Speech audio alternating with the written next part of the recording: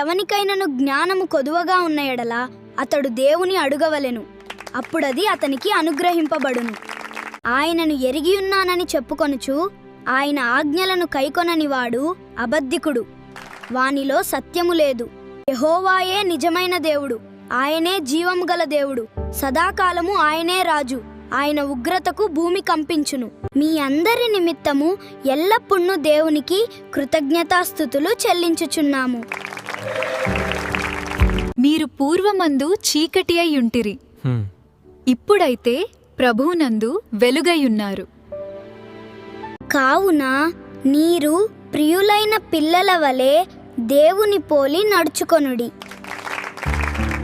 మీరు క్రీస్తుతో కూడా లేపబడిన వారైతే పైనున్న వాటినే వెదుకుడి, అక్కడ క్రీస్తు కూర్చుండి ఉన్నాడు.